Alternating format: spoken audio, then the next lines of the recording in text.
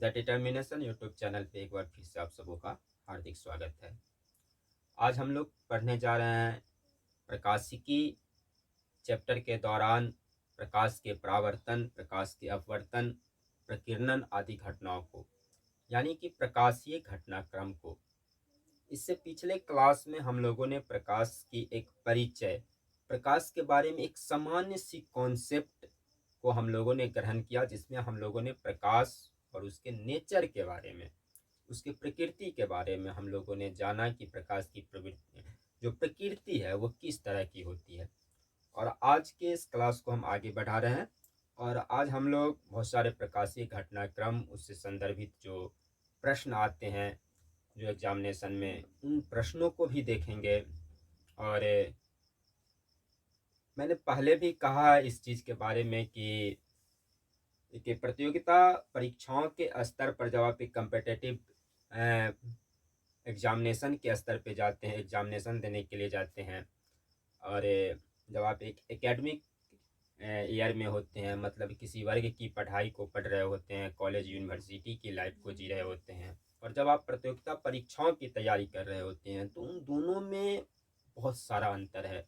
प्रतियोगिता परीक्षाओं की जो तैयारी है वो एक अलग पिच पर होती है, एक अलग उसकी प्लेटफॉर्म है। और अगर आप देखें तो जो कॉलेज की पढ़ाई होती है, जो एकेडमिक ईयर की जो पढ़ाई होती है, वो एक अलग पिच पर होती है। इसमें भी हमने एक चीज़ कहा था कि भिन्न भिन्न एग्जामिनेशन की जो प्रकृति होती है, वो साइंस बैकग्राउंड के क्वेश्चन को लेके अगर हम देखें तो वो भी भिन्न भिन्न होती हैं। तो हमें ध्यान रखना है, हमारी कोशिश रहेगी कि हम कम समय में जो है वो अधिक से अधिक चीज़ों को कवर करें। चलिए आते हैं, हम लोग सीधे विषय वस्तु पर आते हैं और आज हम लोग पढ़ने जा रहे हैं सबसे पहले प्रकाश के परावर्तन के बारे में। सबसे पहले हम लोग जानते हैं कि आखिर प्रकाश का परावर्तन है क्या। देखिए, प्रकाश का परावर्तन ये बहुत ही एक सिंपल सी कॉन्सेप्ट है प्रकाश की।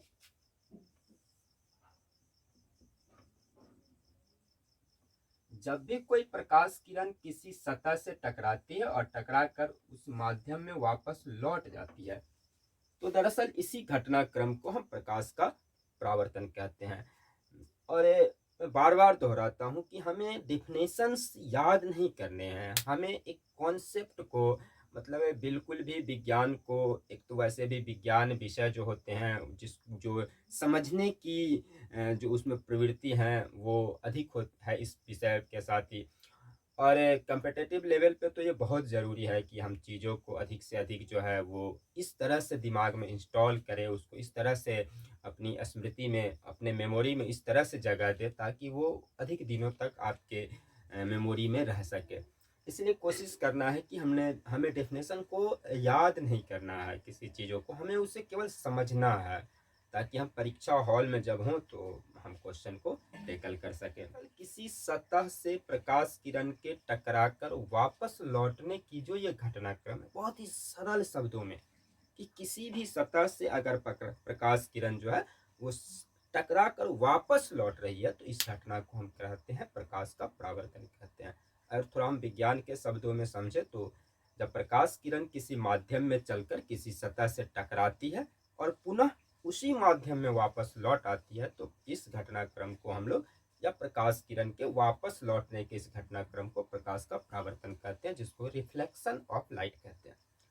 ठीक है, तो ये प्रकाश का परावर्तन है। इसमें जो प्रकाश किरण जो है वो सतह से टकराती है उसको हम लोग आपतित किरण कहते हैं, ये परावर्तित किरण है।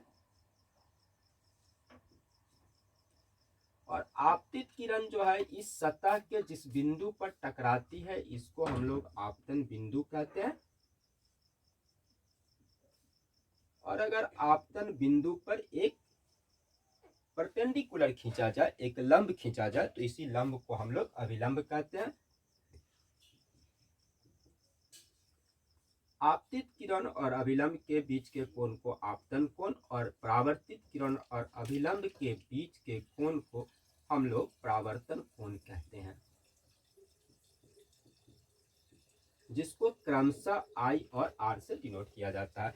तो इन जो ये प्रकाश के परावर्तन से संदर्भित जो ये तथ्य हैं, इसको आप लोग भलीभांति इस चित्र के द्वारा समझ पा रहे होंगे कि जो प्रकाश किरण जो है किसी सतह से टकराती है, मतलब उस सतह पर पड़ती है, उस सतह पर आपतित होती है, उसको हम लोग आपतित किरण कहेंगे। और जिस बिंदु पर देख रहे हैं, आपतित किरण सतह के जिस बिंदु पर टकराती है उस बिंदु को हम लोग आपतन बिंदु कहते हैं। और ये जो टकराने के बाद जो किरण हमें मिलता है उसको रिफ्लेक्टेड रे यानी परावर्तित किरण कहते हैं। अगर इस आपतन बिंदु पर हम एक लंब खींचते हैं तो इस लंब को हम अभिलंब कहते हैं। आपतित किरण और अभिलंब के इस बीच के कोण को आपतन कोण कहते हैं, जबकि परावर्तित किरण और अभिलंब के बीच के कोण को परावर्तन कोण कहते हैं। अब ध्यान देंगे कि प्रकाश के परावर्तन के दो नियम होते हैं।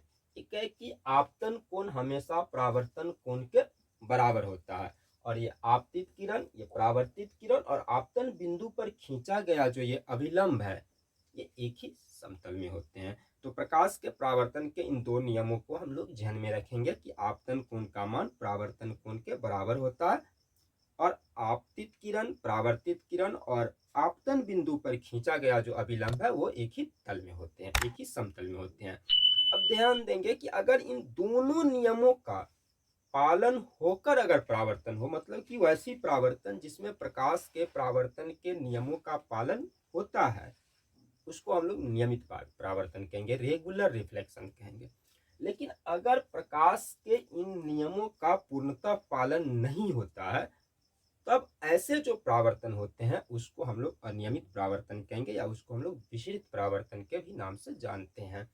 अब यहाँ पे एक ऑब्जेक्टिव क्वेश्चन बनता है, जैसे आपको पूछ लिए जाते हैं कि किस सतह से नियमित परावर्तन की घटनाक्रम होती है, या अनियमित परावर्तन की घटना जो होती है वो किस सतह से होती है।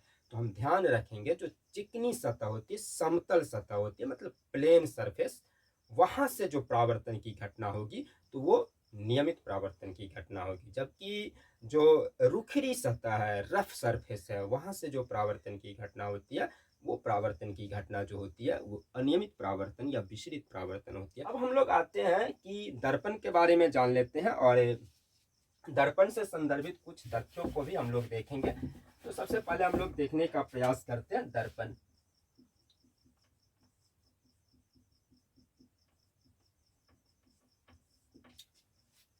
दर्पण जिसको हम लोग मिरर कहते हैं, मतलब कि जो प्रकाश का नियमित परावर्तन करता है, एक ऐसा सरफेस है, एक ऐसा सतह होता है जो प्रकाश का नियमित रूप से परावर्तन करता है। ये कांच का बना हुआ होता है, और इसकी एक सतह जो होती है, दर्पण की एक सतह जो होती है वो कलई की गई रहती है, जबकि दूसरी सतह जो होती है उस जिसे हम परावर्तक सतह के नाम से जानते हैं, वो प्रकाश किरणों को वापस रिफ्लेक्टेड कर देती है।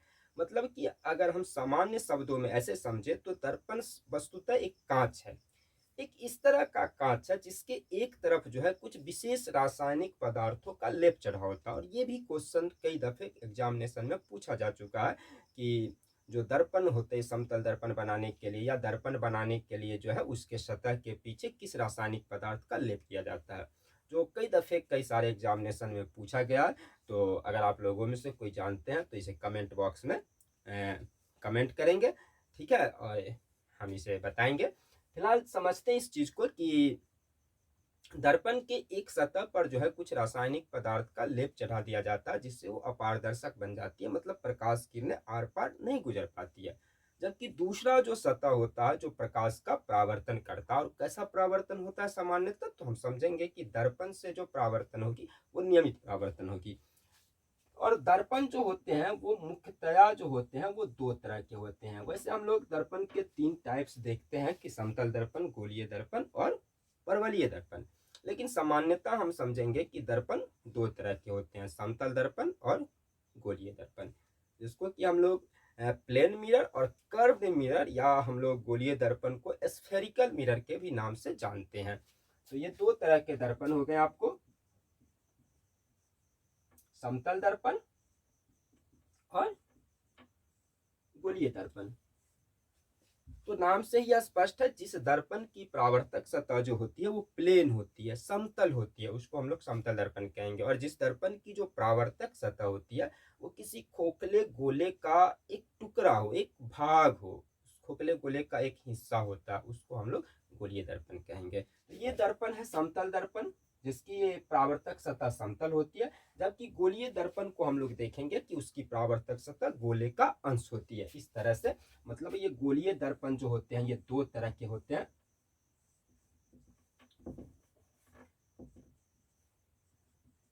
एक अवतल अवतल दर्पण और दूसरा उत्तल दर्पण। आप इस चित्र में देख पा रहे होंगे, ये अवतल दर्पण है और ये उत्तल दर्पण है। दो तरह के ये दर्पण होते हैं। तो अवतल दर्पण और उत्तल दर्पण को अगर देखिए, यानी कनकेव मिरर, और इसको हम लोग कन्वेक्स मिरर कहते हैं। तो अगर हम कनकेव मिरर की बात करें तो इसकी जो परावर्तक सतह होती है वो खोखले गोले का भीतरी भाग होती है, भीतरी अंश होती है। और इसकी जो परावर्तक सतह होती है वो खोखले गोले का बाहरी भाग होती है। मतलब अगर हम ऐसे समझे इस चीज को कि आप देखिए, तो इसको अगर हम पूरा करेंगे तो एक गोला बनेगा।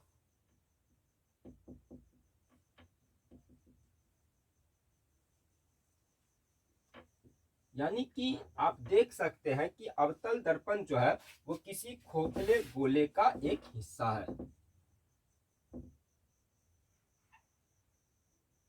और उत्तल दर्पण भी एक खोखले गोले का हिस्सा है, खोखले गोले का एक भाग होती है। ठीक है, लेकिन दोनों में फर्क क्या है? तो आप इस फर्क को इस चित्र में भली भांति ढंग से देख पा रहे होंगे कि अवतल दर्पण की जो कलई की गई है और जो परावर्तक सतह है, तो इसकी परावर्तक सतह धंसी हुई होती है। जबकि अगर हम उत्तल दर्पण में देखेंगे, यानी कि कन्वेक्स मिरर में अगर हम देखें, तो उसकी परावर्तक सतह जो है वो उभरी हुई होती है। हम इसको दूसरे शब्दों में ऐसे भी कह सकते हैं कि जिस दर्पण की परावर्तक सतह खोखले गोले का भीतरी भाग होती है। इसकी परावर्तक सतह क्या आप देख रहे हैं, बाहरी सतह पे हमने कलई किया हुआ, और भीतरी सतह जो है वो रिफ्लेक्टेड जो सरफेस है इसका, तो यहाँ से रिफ्लेक्शन होगा। तो इसकी जो परावर्तक सतह है वो खोखले गोले का भीतरी भाग होती है। ठीक है, और इसकी परावर्तक सतह जो है वो खोखले गोले का बाहरी भाग है। इसमें कलई आप देख पा रहे हैं अंदर से है, गोले के भीतरी तरफ से है। तो ये बाहरी सतह जो है, ये बाहर का जो सरफेस है, यहाँ से आपको प्रकाश का परावर्तन होगा। तो ये जो सतह है ये गोले का बाहरी भाग होता है। तो सारांश तो समझे इस चीज को कि वह दर्पण जिस दर्पण की परावर्तक सतह खोखले गोले का भीतरी भाग होती है उसको हम लोग अवतल दर्पण कहते हैं, या जिस दर्पण की परावर्तक सतह जो है वो धंसी हुई होती है उसे हम अवतल दर्पण कहेंगे। और जिस दर्पण की परावर्तक सतह खोखले गोले का बाहरी भाग होती है, या जिस दर्पण की परावर्तक सतह जो होती है वो उभरी हुई होती है, उसे हम लोग उत्तल दर्पण कहते हैं। यानी इसको हम लोग concave mirror and convex mirror कहते हैं।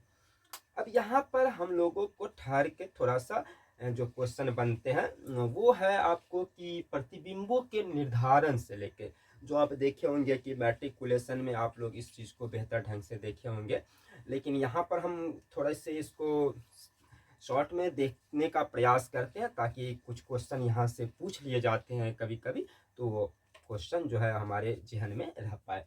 सबसे पहले आते हैं, हम लोग देखते हैं कि समतल दर्पण के द्वारा जो प्रतिबिंब बनते हैं उन प्रतिबिंबों की क्या विशेषताएं होती है। और यहाँ से लगभग 4-5 ऑब्जेक्टिव क्वेश्चन बनते हैं जो बार बार जो है कई सारे एग्जामिनेशन में पूछे जाते हैं। समतल दर्पण द्वारा जो बना प्रतिबिंब होता है उसमें कई सारी विशेषता होती है। सबसे पहली बात तो समतल दर्पण द्वारा बना प्रतिबिंब जो होता है वो काल्पनिक होता है, सीधा होता है। जो भी प्रतिबिंब काल्पनिक होगा, जो हमने पहले भी बता चुका है कि प्रतिबिंब दो तरह के होंगे, काल्पनिक और वास्तविक। वास्तविक प्रतिबिंब वहां बनती है जहां किरणें वास्तविक रूप से कटती है, और काल्पनिक प्रतिबिंब वहां बनती है जहां किरणें कटती हुई हमें प्रतीत होती है, आभास होती है, वहां पे काल्पनिक प्रतिबिंब बनती है। अगर आप देखें तो वास्तविक प्रतिबिंब हमेशा उल्टा बनता है, और काल्पनिक प्रतिबिंब वस्तु की अपेक्षा हमेशा सीधा बनता है। काल्पनिक प्रतिबिंब को हम लोग पर्दे पर प्राप्त नहीं कर सकते हैं, जबकि वास्तविक प्रतिबिंब को हम लोग पर्दे पर किसी सतह पर प्राप्त कर सकते हैं। तो एक डिफरेंस है आपको रियल इमेज के बीच और वर्चुअल इमेज के बीच जो है वो आपको डिफरेंस है जाए। खैर यहाँ पे आते हैं, हम लोग देखते हैं कि समतल दर्पण के द्वारा जो बना प्रतिबिंब होता है वो काल्पनिक होता है और सीधा होता है। दूसरी बात आई है कि वो प्रतिबिंब जो है वो वस्तु के समान साइज का होता है।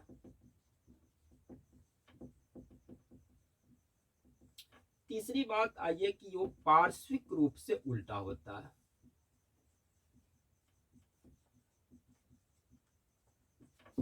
पार्श्विक रूप से उल्टा, जैसे आप लोग देखते होंगे कि गणित के जो रीजनिंग की जो होते हैं प्रश्न होते हैं कभी कभी परीक्षा में, तो वहाँ पे जो है वो विभिन्न सारे जो आकृतियां हैं या कुछ लेटर वगैरह दे दिए जाते हैं, और उसके आपको विभिन्न तरफ, चाहे उसके बाएं में या दाएं में, आपको ऊपर या नीचे आपको दर्पण रख दिए जाते हैं, और फिर उसके प्रतिबिंब के बारे में आपको पूछ लिया जाता है कि उसका प्रतिबिंब किस तरह से बनेगा। तो दरअसल अगर आप देखिए कि कोई भी, जैसे सपोज डैट कि ये इंग्लिश अल्फ़ाबेट का एक लेटर है, और अगर हम यहाँ पर क्या करते हैं कि एक मिरर रख देते हैं, प्लेन मिरर रख देते हैं, समतल दर्पण रख देते हैं, तो आप देखिएगा कि इस तरफ जो इसका इमेज बनेगा वो इमेज ऐसा बनेगा। मतलब कि यहाँ पे क्या चेंजेस देख रहे हैं कि पार्श्व के सतह बदल जाते हैं। जो बायां पक्ष है वो दायां पक्ष बन जाता है, और जो दायां पक्ष है वो बायां पक्ष बन जाता है। इसको कहते हैं पार्श्विक रूप से उल्टा होना। जैसे कि आप अगर कभी दर्पण के सामने खड़े होके अपने आप को देखें, और कभी अगर दर्पण के सामने आप अपने बाएं बाएं हाथ को उठाएंगे, तो आपको ऐसा प्रतीत होगा कि वो जो हमारा जो प्रतिबिंब है जो दर्पण के अंदर, वो अपना दाहिना हाथ उठा रहा है। तो ये जो आप देखिएगा कि जो बायां हिस्सा है वो वस्तु का दायां भाग बन जाता है, और दायां भाग जो है वो बायां भाग की तरह आपको प्रतीत होता है। इसको कहते हैं पार्श्विक रूप से उल्टा होना। अब देखिएगा कि एक आपातकालीन वाहन है, आपको जिसको हम एम्बुलेंस कहते हैं, तो एम्बुलेंस को अगर आप देखिए तो उस गाड़ी पर जो होते हैं उसके आगे में जो लिखा रहता है एम्बुलेंस, तो कई दफे देखिएगा वो एम्बुलेंस जो होते हैं वो सीधा नहीं रहता, उसके कई अक्षर, अब उसमें बी है एम्बुलेंस में, तो बी ऐसे लिखा रहेगा, ठीक है। एल है तो एल ऐसे लिखा होगा। अब कुछ ऐसे अक्षर होते हैं जिसको अगर हम पार्श्विक रूप से उलट भी दे तो उस अक्षर में कोई परिवर्तन नहीं होता है। जैसे कि अगर हम देखें कि ए, अगर हम देखें ए और यहाँ पे हम दर्पण रख दे, तो इसका जो इमेज बनेगा अगर, तो वो भी ए ही बनेगा। अगर इसके पार्श्व बदल भी जाए कि बायां भाग दाहिना भाग बन जाए या दायां भाग बायां भाग बन जाए, तो उसमें कोई परिवर्तन नहीं होती है। लेकिन कुछ ऐसे अक्षर होते हैं जिसके पार्श्विक रूप में अगर परिवर्तन हो जाए तो आपको उस अक्षर के स्वरूप में आपको अंतर देखने को मिलेंगे। आप देख रहे हैं यहाँ पे, तो ये जो ऐसे जो अक्षर होते हैं जिसके पार्श्व बदल जाते हैं, तो उसको उल्टा रूप में लिखा जाता है, इस रूप में लिखा जाता है। बी को ऐसे नहीं लिखा जाएगा, ऐसे लिख दिया जाता है उस एम्बुलेंस के ऊपर। एल उसमें है तो एल को जो है वो पार्श्विक रूप से उल्टा करके लिखा जाता है। आखिर ऐसा क्यों होता है? इसका कारण ये है कि एम्बुलेंस जो है वो आपको एक आपातकालीन वाहन है, और सड़क पे जो अन्य वाहन हैं उनका ये दायित्व तो बनता है कि एम्बुलेंस अगर आपके पीछे में है तो उनको जल्दी से जल्दी जो है यथासंभव कोशिश होनी चाहिए कि हम उसको जल्दी से साइड दे दें, क्योंकि वो आपातकालीन सेवा का वाहन है, उसे अपने गंतव्य पे ससमय समय से पहुंचना होता है। तो हमारा ये दायित्व तो बनता है कि उसे हम साइड दें, हर नागरिक का ये दायित्व तो बनता है। और ऐसे में क्या होता है कि जब एम्बुलेंस सड़क पे होगी तो उसके आगे जो वाहन होंगे, अगर मान लेते हैं उसके आगे कोई बस है, कोई ट्रक है, तो उसके ड्राइवर के बगल में जो ऐनक लगे होते हैं जिसको हम साइड मिरर कहते हैं उस वाहन का, उसमें जो एम्बुलेंस जो लिखा जाएगा तो देखिएगा कि वो सीधा लेटर बनेगा। एल बी ऐसे है तो ऐसा बनेगा, एल ऐसे है तो सीधा एल बनेगा। तो उसके एनक पे सीधा एक अक्षर उकारा उस पे सामने आएगा जिस पे लिखा रहेगा एम्बुलेंस। लेकिन अगर हम सीधा लिखेंगे तो उसमें जो अक्षर पार्श्विक रूप से उलट पुलट जाएंगे तो उन्हें पढ़ने में असुविधा होगी कि पीछे एम्बुलेंस है। लेकिन अगर हम पार्श्विक रूप से उल्टा अक्षर ही लिखते हैं तब जब उसका प्रतिबिंब बनता है तो वो सीधा आपको बनेगा। तो इससे वो आसानी से पढ़ लेता है, जान लेता है कि पीछे एम्बुलेंस है, और उसे जल्दी से साइड देने की कोशिश करता है। दूसरी बात आप समझिए कि समतल दर्पण के द्वारा जो बना प्रतिबिंब होता है वो दर्पण के उतना ही पीछे होता है जितना वस्तु दर्पण के आगे होते हैं। मतलब कि अगर ये सपोज दैट कि हम देख रहे हैं यहाँ पे, जैसे आप इस चित्र में देख पा रहे होंगे, वीडियो को देख रहे होंगे तो उसको जूम करके देखिएगा, यहाँ पे मक्खी की दो स्थितियों को दिखाया गया है जब दर्पण के सामने आप देखिए कि मक्खी नजदीक है तो उसका प्रतिबिंब भी जो है वो दर्पण के पीछे नजदीक में बना है, और जब इसको हम दर्पण से दूर कर देते हैं तो इसका प्रतिबिंब भी दूर बनता है। तो ये आप समझ सकते हैं कि जितनी आगे वस्तु दर्पण के होंगे उतना ही पीछे दर्पण के पीछे उस वस्तु का जो है वो इमेज हमको मिलेगा, मतलब प्रतिबिंब बनता है। ठीक है। उसके बाद आप इसमें और भी जो महत्वपूर्ण ऑब्जेक्टिव क्वेश्चन बनते हैं कि अगर कोई वस्तु दर्पण के सामने जो है वो भी वेग से गतिशील है तो प्रतिबिंब के वेग में क्या परिवर्तन होगा। तो ये क्वेश्चन कई दफे पूछा जा चुका है और most important objective question for जो कम्पिटिटिव एग्जामिनेशन है उसके दृष्टिकोण से अगर हम देखें तो बहुत ही महत्वपूर्ण ये क्वेश्चन है। ध्यान रखेंगे कि अगर वस्तु की गति जो होती है दर्पण के सामने, अगर कोई वस्तु भी वेग से पीछे हट रही है दर्पण से या भी वेग से दर्पण की ओर आ रही है, तो ऐसे में प्रतिबिंब की जो वेग होगी वो उसकी दुगुनी हो जाएगी, 2v होगी। अगर वस्तु भी वेग से दर्पण की ओर गति कर रहा है, दर्पण की ओर आ रहा है, तो प्रतिबिंब भी जो है वो 2v वेग से जो है वो दर्पण की तरफ आ रहा होगा। और अगर वस्तु भी वेग से दर्पण से पीछे हट रहा है तो प्रतिबिंब जो है वो 2v वेग से दर्पण से पीछे हटता है। कि अगर हम आपतित किरण को नियत रखते हुए समतल दर्पण को जो है वो थीटा कोण से घुमा दे तो परावर्तित किरण पर क्या प्रभाव पड़ेगा। तो यहाँ पर भी ध्यान रखेंगे कि अगर आपतित किरण को हम नियत रखें और दर्पण को थीटा कोण से घुमा दे तो ऐसे कंडीशन में जो परावर्तित किरण होगी वो 2 थीटा कोण से जो है वो घूम जाती है। बहुत ही महत्वपूर्ण क्वेश्चन है।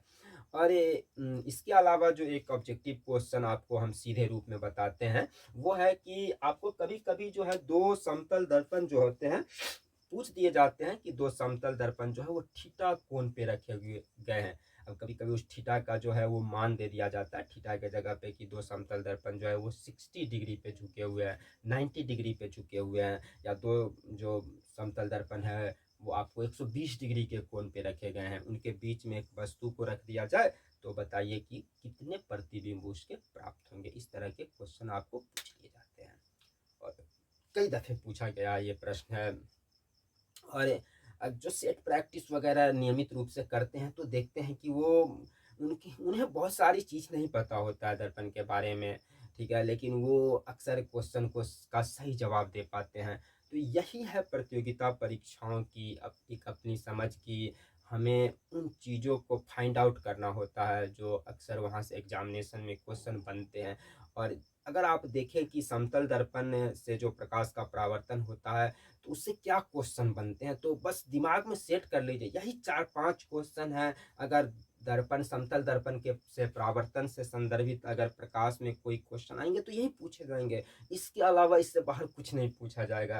ये कम्पिटिटिव एग्जामिनेशन की एक अपनी डिमांड होती है, हमें उसको आइडेंटिफाई करना होता है कि हम किस तरह से स्मार्ट स्टडी करें, और ये बहुत ज़रूरी होता है कि हम क्या पढ़ें और क्या नहीं पढ़ें।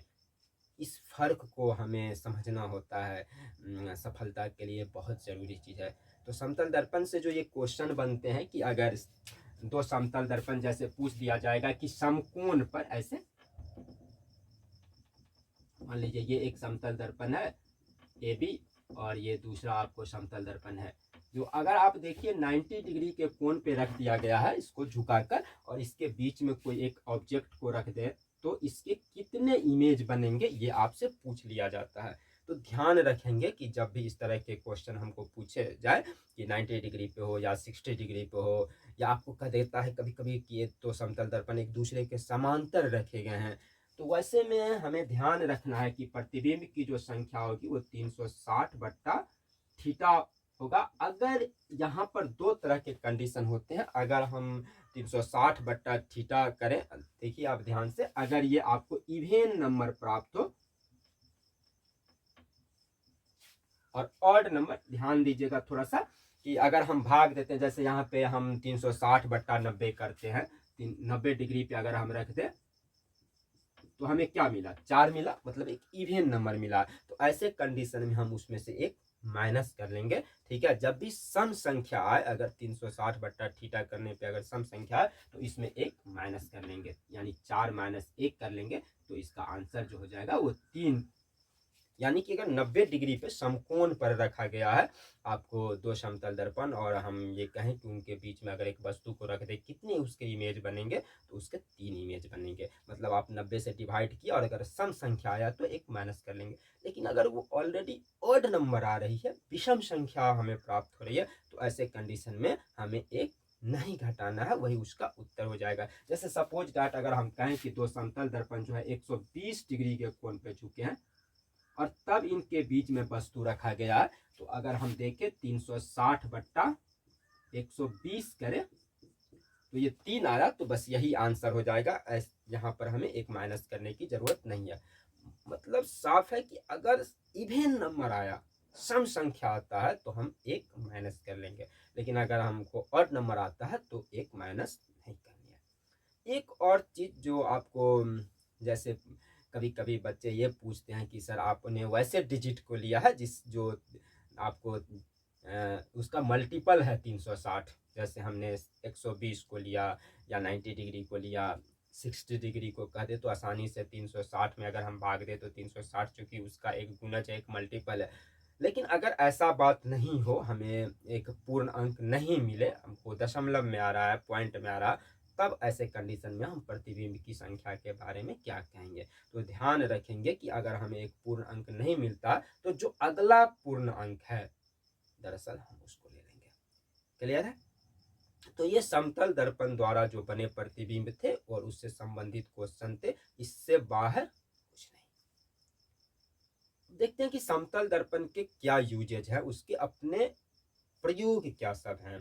तो समतल दर्पण के कई सारे जो हैं वो उपयोग हैं। जैसे हम लोग देखते हैं कि जो परिदर्शी है, एक यंत्र है आपको अवरोध के पार दिखाने वाला, जिसको हम पेरिस्कोप कहते हैं।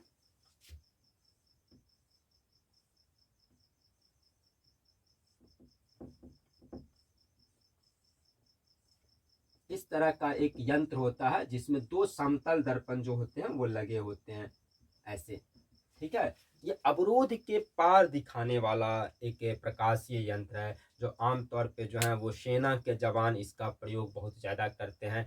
कि उसमें होता क्या है कि अगर आपके सामने, जैसे कि आपकी जो हाइट है, नज़र के सामने जो है कोई अवरोध हो जाए और दूसरी तरफ कोई घटनाक्रम घट रही है और सामने में अवरोध है, तो हम नहीं देख पाते हैं कि दूसरी तरफ क्या हो पा रहा है, कौन सी घटना घट रही है।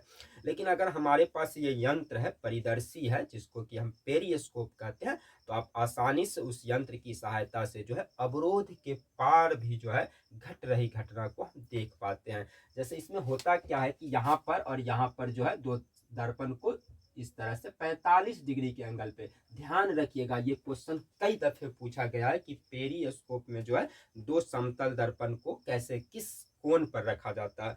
तो पेरिस्कोप में जो दो समतल दर्पण लगाए जाते हैं, वो समतल दर्पण तो ऐसे पैरेलल होते हैं, और ये देखिएगा इस कॉर्नर के साथ 45 डिग्री का कोण बनाता है। तो कितने कोण पे झुके होते हैं?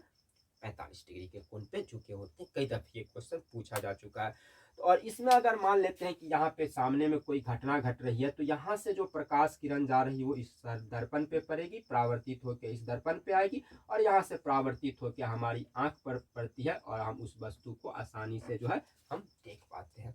तो इस तरह से ये पेरिस्कोप है कि जैसे सेना के जो जवान होते हैं वो गड्ढे के अंदर छुपे होते हैं और अपनी नज़र के सामने पेरिस्कोप का एक सिरा रखते हैं, और उसके ऊपर आपको देखिएगा पेरिस्कोप का जो है ऊपरी सिरा है, और सामने में क्या कुछ घटना घट रही है वो अपनी सर को जो है उस खंदक से जो है बिना बाहर निकाले आगे में जो घट रही घटनाओं को जान पाता है। या जल की सतह के अंदर जो होता है वो छुपे होते हैं और जल की सतह पे होने वाले घटनाक्रम को इस पेरिस्कोप के द्वारा आसानी से जान पाते हैं।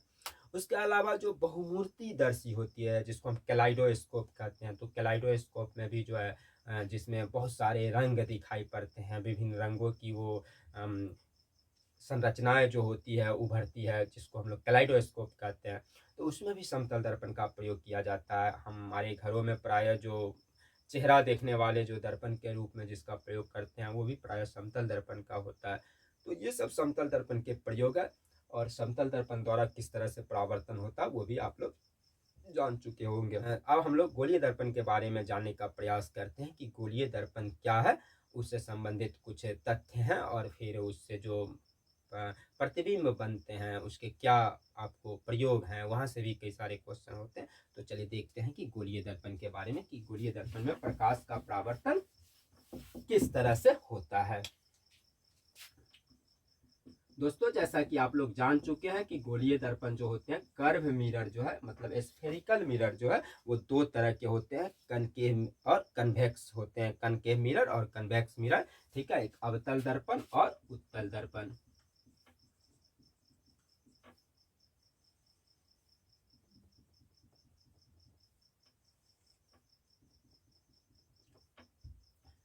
हमने कहा कि अगर हम इसको आप ऐसे समझे तो ये भी एक क्या है कि एक गोले का अंश है, और ये दर्पण भी जो है वो एक गोले का अंश होती है। ठीक है, और इस गोले का कहीं न कहीं जो है वो केंद्र होगा। दरअसल स्फेरिकल मिरर जो है, मतलब कर्व मिरर जो है, मतलब गोलीय, मेरे गोलीय दर्पण कहने का मतलब है कि हम अवतल दर्पण और उत्तल दर्पण दोनों ही दर्पण के बारे में बात कर रहे हैं। अगर स्पेशली हम कहें अवतल दर्पण तो केवल अवतल दर्पण की बात कर रहे हैं, लेकिन जब हम गोलीय दर्पण बोलते हैं तो इस यहाँ से अवतल दर्पण और उत्तल दर्पण दोनों के बारे में बात कर रहे हैं। तो किसी भी गोलीय दर्पण को देखिए कि गोलीय दर्पण की जो सतह है वो गोले का अंश होती है, और वो गोला जो होगा उसका कहीं ना कहीं तो केंद्र होगा। दरअसल वो जो केंद्र होगा उसी को हम लोग कहते हैं गोलीय दर्पण का वक्रता केंद्र कहते हैं, सेंटर ऑफ कर्व मिरर कहते हैं, और इसको हम लोग सी से डिनोट करते हैं।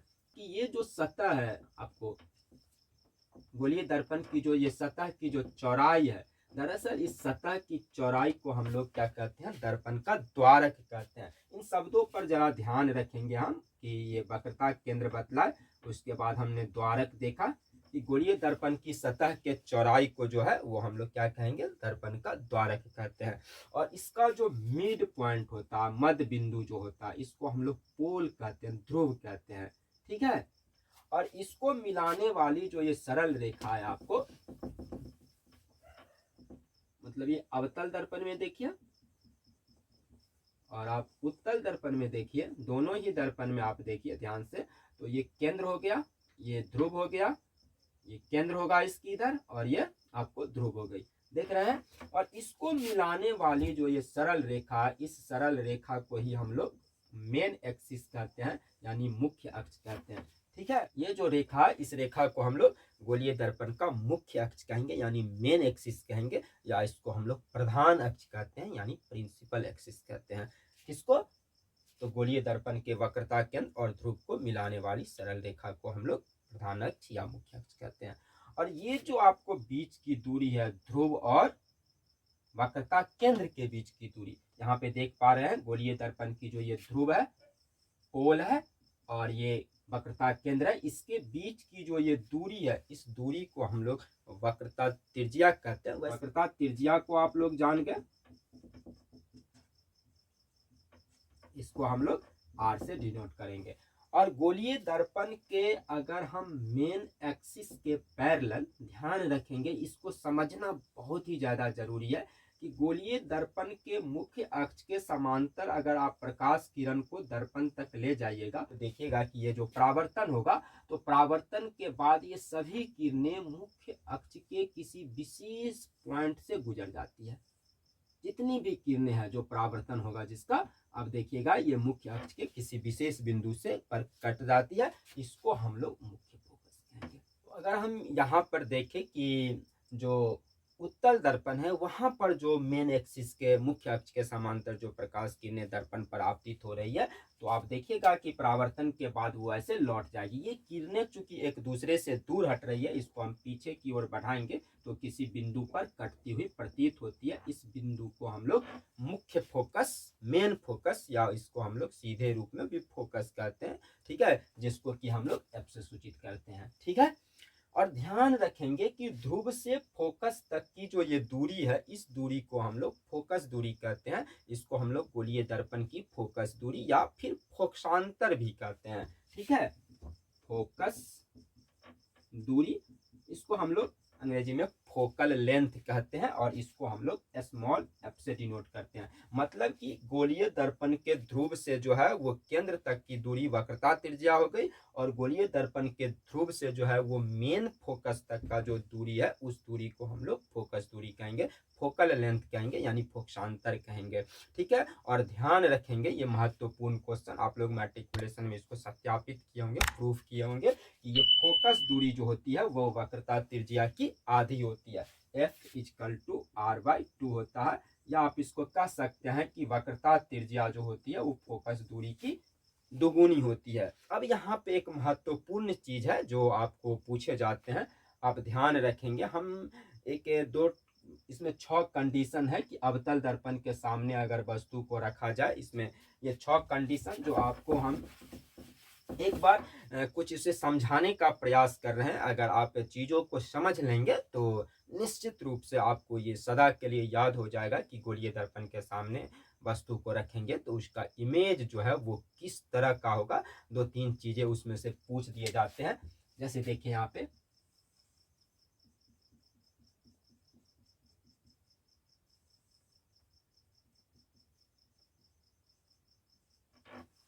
देखिए यहाँ पे ये एक अवतल दर्पण है और अवतल दर्पण का ये ध्रुव है और ये मुख्य फोकस है, ये वक्रता केंद्र। वक्रता केंद्र के लिए हम लोग वक्रता केंद्र को प्राय C से सूचित करते हैं। वक्रता त्रिज्या ये फोकस दूरी की दुगुनी होती है। तो प्राय किताब में आप देखिएगा, अगर जब आप बुक को पलटिएगा तो C के जगह पर जो है वो 2FB जो है वो प्रयोग किए जाते हैं। तो इससे हम लोग किसी भी तरह की मतलब ये समस्या महसूस नहीं कीजिएगा। आप यहाँ पे C लिखे या फिर 2F लिखें। ठीक है, तो ये हम लोग 6 कंडीशन में देखेंगे कि अवतल दर्पण के सामने वस्तु को अगर ध्रुव और फोकस के बीच रखा जाए, कहीं भी ध्रुव और फोकस के बीच का मतलब हम ये नहीं कर रहे हैं कि ध्रुव और फोकस के ठीक मध्य में नहीं बोल रहे हैं। मध्य का मतलब हो गया ठीक इसके बीच में, हम ऐसा नहीं बोल रहे हैं। ध्रुव और फोकस के बीच में कहीं भी रहे, यहाँ से लेके यहाँ तक में, या फिर फोकस पे वस्तु रहे। तीसरी कंडीशन जो फोकस और 2F के बीच में रखें, मतलब फोकस और वक्रता केंद्र के बीच में वस्तु को रखें, या फिर फोकस पे रखें, वक्रता केंद्र पर रखें, वक्रता केंद्र और अनंत के बीच रखें, या फिर अनंत पे रखें, तो ऐसे कंडीशन में वस्तु का जो प्रतिबिंब होगा वो किस तरह का होगा। तो ध्यान रखेंगे प्रतिबिंब से 3 तरह की बातें छन कर आती है। पहली बात तो हो गई कि प्रतिबिंब के स्थान के बारे में आपको पूछा जाएगा। प्रतिबिंब का स्थान मतलब प्रतिबिंब बन कहाँ रहा है, एक बात। दूसरी बात की प्रतिबिंब की प्रकृति के बारे में पूछे जा सकते हैं। प्रकृति का मतलब हो गया कि वो प्रतिबिंब रियल बन रहा है, रियल इमेज बन रहा है, या वर्चुअल इमेज बन रहा है, मतलब वो वास्तविक प्रतिबिंब बन रही है अथवा फिर वो काल्पनिक प्रतिबिंब बन रही है। तो ये उसकी प्रकृति हो गई। स्थान के बाद आपको उसकी प्रकृति के बारे में पूछ लिए जाते हैं और फिर उसके आकार के बारे में, साइज के बारे में कि प्रतिबिंब का साइज जो है वो वस्तु के साइज की अपेक्षा कैसा होगा, बड़ा होगा, छोटा होगा वस्तु से, अथवा वस्तु के समान साइज का उसका प्रतिबिंब होगा। तो ये 3 तरह की सूचनाएं जो होती है प्रतिबिंब के निर्धारण से हमें मिल जाती है। अब ध्यान ये रखना है कि हम प्रतिबिंब का निर्धारण कैसे करेंगे। गोलीय दर्पण के सामने अगर हम अवतल दर्पण या उत्तल दर्पण के सामने, क्या हम उन सभी कंडीशनों को, उन सभी जो स्थितियां हैं उन्हें याद करें? नहीं, ऐसी जरूरत नहीं है। दरअसल आप लोगों को हम बता चुके हैं कि प्रतिबिंब के बारे में कि प्रतिबिंब कब बनेगी। जब कोई भी ऑब्जेक्ट है, कोई भी बिंदु स्रोत है, कोई भी प्रकाशीय स्रोत है, वहां से जो प्रकाश आ रही है, किसी भी वस्तु से आ रही प्रकाश किरणें जो होती है वो परावर्तन के बाद जिस बिंदु पर जाके कटती है अथवा कटती हुई प्रतीत होती है, उस बिंदु को हम उस वस्तु का, उस बिंदु स्रोत का प्रतिबिंब कहते हैं, इमेज कहते हैं।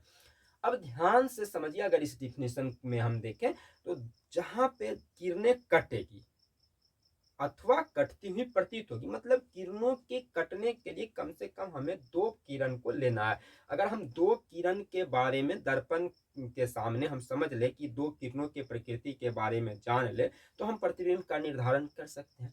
तो सबसे पहली बात तो हम एक चीज जानते हैं कि अगर ये दर्पण है, अवतल दर्पण हो या उत्तल दर्पण हो, मतलब अगर गोलीय दर्पण में मुख्य अक्ष के समांतर अगर कोई प्रकाश किरण गुजरती है तो हमने अभी जाना है कि वो किरण परावर्तन के बाद कहाँ से गुजरेगी। निश्चित बात है, कोई भी किरण हम ले जाएंगे तो ये फोकस से गुजर जाएगी। ठीक बात। तो एक बात तो ये हो गई। दूसरी बात आप ऐसे भी समझ सकते हैं कि किसी भी एंगल पे हम ले जाएं प्रकाश किरण को, तो जितना आपतन कोण यहाँ बन रहा है उतना ही परावर्तन कोण से ये रिफ्लेक्टेड हो जाएगा। तो ये भी एक प्रकृति हो गई। या आप ऐसे हम कह सकते हैं कि अगर हम वस्तु को रखते हैं कहीं भी, वस्तु को अगर हम यहाँ पे रख देते हैं तो एक किरण जो आपको मुख्य अक्ष के समांतर गया ये फोकस से निकल जाएगा, और एक 2f से सीधे निकल जाती है, वक्रता केंद्र से जो है ये सीधे निकल जाएगी। इस तरह से ये किरणें, तो ये दो तरह की किरणें जो है, इन्हीं दो चीजों को हमें ध्यान में रखना है कि अगर हम दो किरणों को प्रतिबिंब तक पहुंचाने में कामयाब हो जाते हैं तो फिर हम प्रतिबिंब का निर्धारण जो है वो कर लेते हैं आसानी से। हम ये भी देख पाएंगे, समझ पाएंगे कि वो प्रतिबिंब कहाँ पे क्रिएट हो रहा है, और वो बड़ा बन रहा है अथवा छोटा बन रहा है, वास्तविक है या काल्पनिक है, उल्टा है या सीधा है। ठीक है, इन तमाम चीज़ों को हम जान सकते हैं। ये सपोज डैट कि ये ध्रुव है, ये फोकस है, उतना ही दूरी पे एक केंद्र होगा, या आप इसको 2f लिख सकते हैं। यहाँ पे हम एक ऑब्जेक्ट को रखे हैं, तो यहाँ से एक प्रकाश किरण को हम लेके, मतलब वस्तु से, एक ऑब्जेक्ट से एक प्रकाश किरण आप देख रहे हैं जो ये गोलीय दर्पण पे, इस अवतल दर्पण पर आपतित हो रही है। आपको पता है ये परावर्तन के बाद जो है ये फोकस से गुजर जाएगी। और एक आपको हम बताएं जो आप 2f से निकालिए ये सीधे निकल जाएगी। ये दोनों किरणें आप देख पा रहे होंगे कि एक दूसरे से दूर हट रही है, मतलब अगर हम इसको आगे बढ़ाएं तो ये किरणें कहीं पे नहीं मिलेगी। तो इन किरणों को हम पीछे की ओर ले जाते हैं तो आपको पता चलेगा कि ये किरणें कहीं कटती हुई जो है वो प्रतीत होगी, यानी यहाँ पर इस वस्तु का इमेज तैयार हो गया। ठीक है, ये आपको ऑब्जेक्ट था और ये आपको इमेज मिल गया, यानी कि प्रतिबिंब आप देख पा रहे होंगे कि दर्पण के पीछे बनती है, काल्पनिक बन रही है, कटती हुई प्रतीत हो रही है। जहां पे कटती हुई प्रतीत होती है, अगर वास्तविक कटान से बनेगा तो वास्तविक प्रतिबिंब, और कटती हुई प्रतीत होगी तो काल्पनिक प्रतिबिंब। तो ये काल्पनिक प्रतिबिंब है, वस्तु की अपेक्षा सीधा है, दर्पण के पीछे है, और आप देख पा रहे होंगे कि ये वस्तु से बड़ा प्रतिबिंब बन रहा है। तो इसी तरह आपको ये ध्यान रखना है कि ये कैसा प्रतिबिंब बनता है। तो ये अवतल दर्पण में खास करके चूंकि यहाँ 6 स्थिति हो जाती है, फिर उत्तल दर्पण में हम देखेंगे एक ही स्थिति होंगे। किसी भी तरह से हम वस्तु को रखेंगे तो प्रतिबिंब जो है हमेशा जो है एक ही कंडीशन में आपको ये मिलेगा उत्तल दर्पण के अंदर। यहाँ पर आपको ये 6 कंडीशन है, तो ध्यान रखेंगे। अब आप लोग इसकी प्रैक्टिस करेंगे, और अगर कहीं असुविधा होगी प्रतिबिंब के निर्धारण में तो हमें कमेंट बॉक्स में लिखिएगा। हम कोशिश करेंगे कि इसके लिए हम एक अलग से क्लास लें, और जहाँ पे इस मैथमेटिकल टर्म को हम आप लोगों को समझा पाए। ठीक है, यहाँ पे ध्यान रखना है हमें कि अवतल दर्पण में जो प्रतिबिंब बनता है वो प्रतिबिंब काल्पनिक भी होती है, वो प्रतिबिंब वास्तविक भी होती है, वो प्रतिबिंब उल्टा भी बनती है, प्रतिबिंब सीधा भी बनती है। प्रतिबिंब वस्तु से बड़ा भी बनता है, समान साइज का भी बनता है, और वस्तु से छोटा भी बनता है। महत्वपूर्ण बात यह है कि वस्तु जब दर्पण के निकट में, आप पहले कंडीशन में देख रहे हैं ये बड़ा बना है, ठीक है। अब देखिए कि जो सबसे दूर होगा, जो फोकस पर बढ़ेगा, ये सबसे छोटा बनता है। यहाँ पे देखिए थोड़ा सा और नजदीक लाया गया है, ठीक है। यहाँ पे देखिए थोड़ा और नजदीक है, यहाँ पे समान साइज का बन जाएगा, फिर ये बड़ा बन जाएगा। इस तरह से आप देखेंगे कि अवतल दर्पण के द्वारा जो बना प्रतिबिंब होता है, जब वस्तु दर्पण के नजदीक में होगी तो उसका प्रतिबिंब बड़ा बनेगा। ठीक है, वक्रता केंद्र पर आके इस चित्र में आप देख पा रहे होंगे, चौथे चित्र में, कि अगर वस्तु को वक्रता केंद्र पर C पर रखा जाए, मतलब 2f पर रखा जाए, तो उसका प्रतिबिंब भी 2f पर ही बनता है। और ऐसे कंडीशन में ये प्रतिबिंब जो होता है वो वस्तु के समान साइज का होता है। ठीक है, और ये वास्तविक होता है, उल्टा होता है। एक ही कंडीशन है जहां प्रतिबिंब जो है वो काल्पनिक बनती है, और वो है जब वस्तु को ध्रुव और फोकस के बीच में रखा जाता है। ठीक है, ध्यान रखेंगे इस बात को। और यहीं पे हम एक आप लोगों को एक उपयोग भी बता देते हैं कि अवतल दर्पण में एक खासियत है कि अवतल दर्पण में वस्तु का बड़ा प्रतिबिंब बनेगा। ठीक है, आपने इससे पहले समतल दर्पण को पढ़ा है कि समतल दर्पण में प्रतिबिंब जो होती है वो वस्तु के समान साइज का होता है। ठीक है, समतल दर्पण में भी एक क्वेश्चन जो मेरे जहन में अब आ रहा है वो आप लोगों को हम बता दें कि कभी कभी पूछ देता है कि समतल दर्पण द्वारा किसी वस्तु को पूरी तरह से देखने के लिए दर्पण की लंबाई कितनी होनी चाहिए।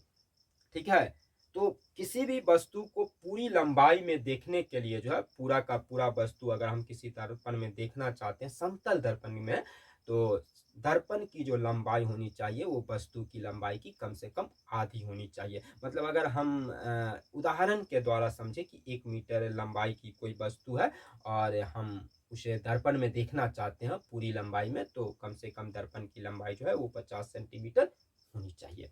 समझ पा रहे होंगे बात को। खैर रिटर्न आते हैं, हम यहाँ पर देखते हैं, हम बतला रहे थे कि अवतल दर्पण में हम देखते हैं कि प्रतिबिंब बड़ा बनता है, समतल दर्पण में प्रतिबिंब हमेशा समान साइज का बनता है। अगर आप उत्तल दर्पण में देखेंगे, उत्तल दर्पण में जब आप प्रतिबिंब का निर्धारण करेंगे इस तरह से,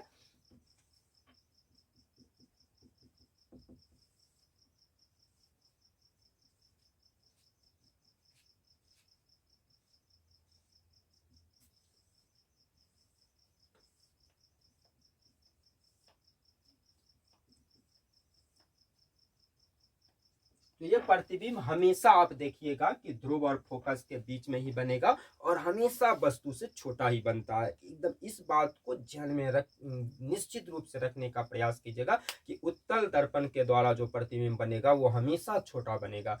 ठीक है, समतल दर्पण द्वारा जो प्रतिबिंब बनेगा वो हमेशा समान साइज का बनेगा। लेकिन अवतल दर्पण में अगर हम देखें तो जैसे जैसे वस्तु दर्पण के निकट होगा प्रतिबिंब बड़ा हो जाएगा, वस्तु को दूर करेंगे प्रतिबिंब छोटा हो जाएगा। एक ऐसा कंडीशन भी है जहां पे समान साइज का बनता है अवतल दर्पण में, जब वस्तु अवतल दर्पण के सामने जो है उसकी वक्रता के अंत पर मतलब 2f पर रखी गई हो। तो ये बात अगर हमको ऑब्जेक्टिव वे में पूछेगा तो हम बता सकते हैं कि एक ही दर्पण है अवतल दर्पण जहां पे वस्तु का बड़ा प्रतिबिंब बनेगा। मतलब अगर बड़ा बन रहा है प्रतिबिंब तो निश्चित है वो दर्पण जो है कम से कम अवतल है, इसमें कोई संदेह नहीं रह जानी चाहिए।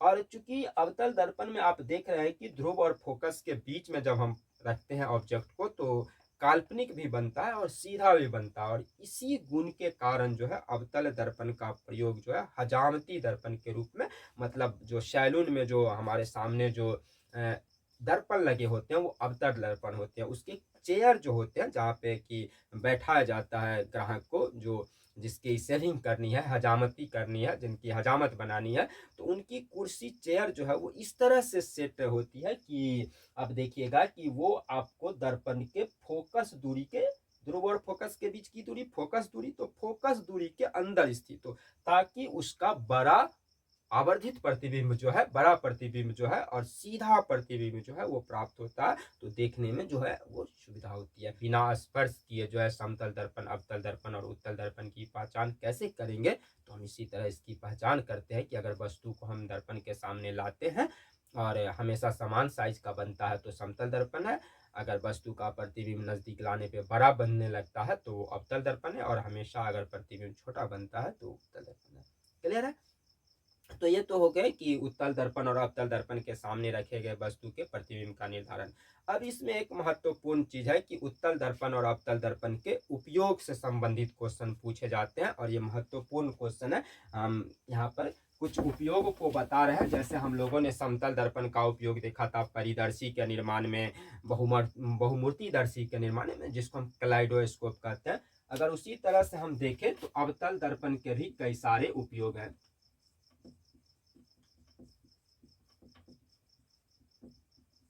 एक उपयोग तो आपको हम बता चुके हैं कि हजामती दर्पण के रूप में।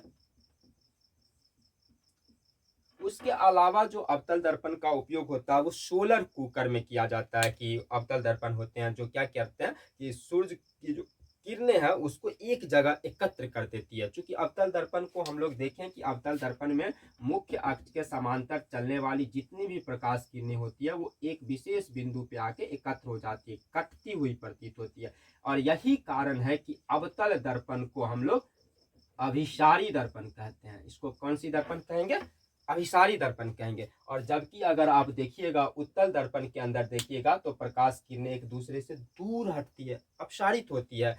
एक दूसरे से अलग होती हुई प्रतीत होती है, इसलिए इसको हम लोग अपसारी दर्पण कहते हैं। ये भी बहुत ही महत्वपूर्ण ऑब्जेक्टिव है कि उत्तल दर्पण को हम लोग अपसारी दर्पण कहेंगे और अवतल दर्पण को हम लोग अभिसारी दर्पण कहते हैं। तो चूंकि ये किरणों को अभिसारित कर देता है तो उससे क्या होता है, खाना जल्दी बन जाता है। तो यहाँ पे सोलर कुकर के अंदर हजामती बनाने के दर्पण के रूप में, या फिर आप देखिएगा कि डॉक्टरों के द्वारा जो रोगियों के नाक कान गले आदि की, या आप किसी डेंटल क्लिनिक में जाते हैं तो एक लाइट जला दी जाती है, तो वो जो उसके आगे में जो दर्पण होती है वो अवतल दर्पण होता है, जो लाइट को एक जगह मुंह में फोकस कर देता है, जो वो लाइटेड हो जाता है, प्रकाशित हो जाता है वो एरिया, और डॉक्टर को देखने में जो होती है वो सुविधा होती है।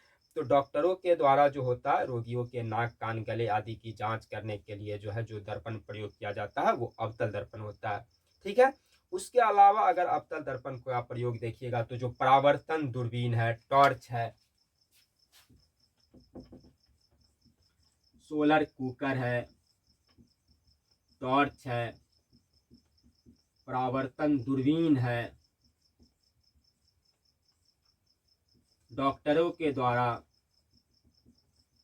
तो ये अवतल दर्पण के महत्वपूर्ण यूजेज है, महत्वपूर्ण प्रयोग है। और ये सारे क्वेश्चन खास करके ये हजामती दर्पण के रूप में अवतल दर्पण का प्रयोग किया जाता है, सोलर कुकर में अवतल दर्पण का प्रयोग किया जाता है, कई सारे एग्जामिनेशन में ये पूछे गए हैं। तो अब आप इसको आराम से आसानी से बना सकते हैं। उसके अलावा अगर हम उत्तल दर्पण के उपयोग को देखें तो मुख्यतया दो प्रश्न वहां से बनते हैं उसके यूजेज से। सबसे पहली बात तो हो गई कि उत्तल दर्पण का प्रयोग जो होता है वो मोटर गाड़ियों के साइड मिरर के रूप में किया जाता है। देखिए एक और चीज कि मोटर गाड़ियों के हेडलाइट में पूछा जाए, अगर मोटर गाड़ियों के हेडलाइट में उसमें जो दर्पण लगी होती है वो अवतल दर्पण होती है। लेकिन अगर हम देखेंगे वाहनों के साइड मिरर के रूप में, मतलब ड्राइवर के बगल में एक दर्पण लगे होते हैं, या उसके ऊपर में भी ऐसे दर्पण लगे होते हैं। कई दफे हम लोग ऐसे बचपन में लोग समझते हैं कि वो दर्पण जो है वो हमारे चेहरे को देखने के लिए है, कंघी करने के लिए है, तो ऐसी कोई बात नहीं है। वो दर्पण जो है वो पीछे के वाहन को देखने के लिए जो होते हैं वो दर्पण लगे होते हैं, ताकि जो ड्राइवर होता है वो देख पाते हैं कि पीछे कौन से वाहन है। और उस ड्राइवर के बगल में जो वो दर्पण लगे होते हैं, चाहे वो बस में आप देखे, जीप में देखे, बस या फिर आप ट्रक में देखे, मोटरसाइकिलों में देखे, ड्राइव जो बगल में शीशा लगा होता है जिसको हम लोग साइड मिरर कहते हैं। और उस साइड मिरर में जो दर्पण होता है ये कई दफे पूछा गया कि वो कौन सा दर्पण होता है, तो उत्तल दर्पण होता है। उत्तल दर्पण की एक विशेषता आपने देखा कि उत्तल दर्पण जो है हमेशा वस्तु का जो है, जब हम उत्तल दर्पण में देखेंगे तो उत्तल दर्पण हमेशा वस्तु का सीधा प्रतिबिंब बनाता है। लेकिन अगर हम बात अवतल दर्पण की करेंगे तो अवतल दर्पण में प्रतिबिंब सीधा भी बनता है, उल्टा भी बनता है। देखिएगा सीधा तो सर समतल दर्पण में भी बनाता है, तो फिर समतल दर्पण क्यों नहीं प्रयोग करते।